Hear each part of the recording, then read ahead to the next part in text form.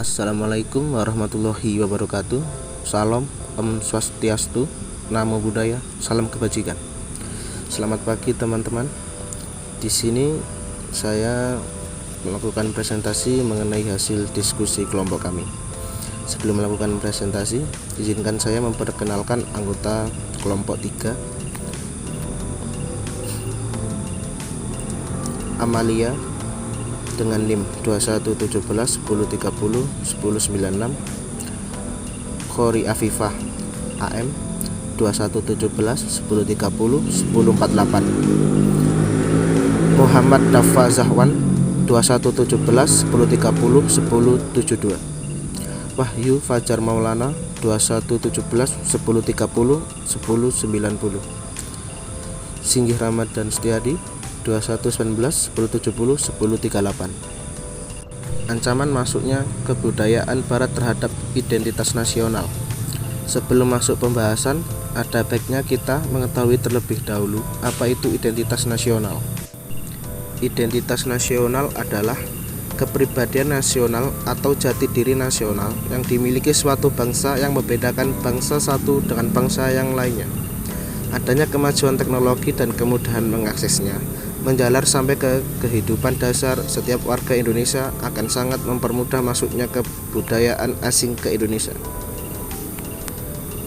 Di era globalisasi ini, tentu kita tidak bisa menghindari masuknya kebudayaan asing di Indonesia, apalagi dengan kemudahan teknologi yang diakses oleh setiap kalangan usia. Oleh karena itu, sudah seharusnya kita sebagai warga negara Indonesia harus mempertahankan kebudayaan sebagai identitas nasional agar tidak tergerus dan tergantikan oleh kebudayaan asing. Faktor-faktor yang mempengaruhi masuknya budaya asing ke Indonesia. 1.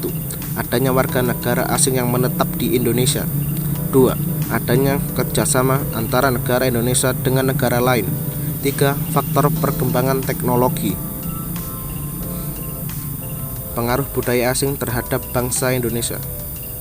Masa lampau, letak geografis Indonesia yang menjadikan Indonesia memiliki wilayah yang strategis sehingga menjadi jalur pelayaran dan perdagangan dunia. Selain perdagangan, tujuan mereka juga untuk menyebarkan agama dan kebudayaan sehingga menambah keberagaman kebudayaan di Indonesia. Era globalisasi. Pada era globalisasi, yaitu kemajuan teknologi, asimilasi, dan lain. Masuknya kebudayaan asing ke Indonesia secara signifikan sejalan dengan mudahnya interaksi komunikasi internasional di berbagai situs sosial media.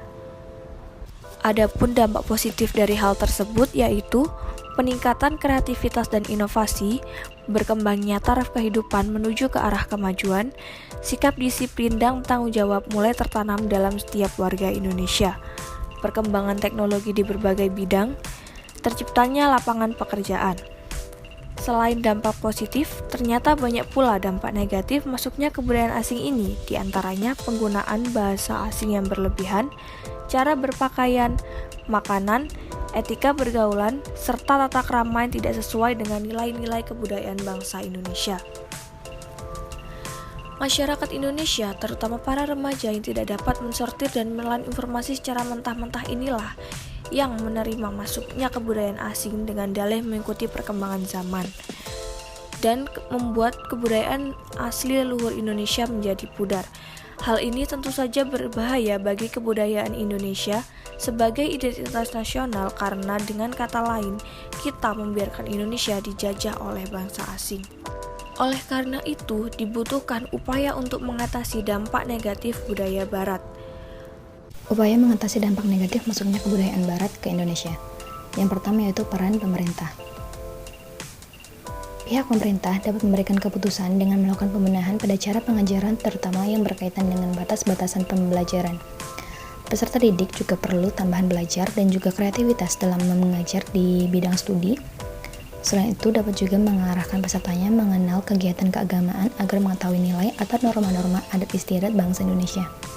Yang kedua yaitu peran ahli keagamaan dan kebudayaan, yaitu dengan melibatkan tokoh keagamaan dan kebudayaan yang meliputi program-program seperti program kerja rohis maupun remaja masjid itu bisa mengarahkan dan membina para generasi muda supaya mereka dapat mempertahankan kebudayaan yang berkaitan dengan keagamaan. Begitu pula dengan peran kebudayaan.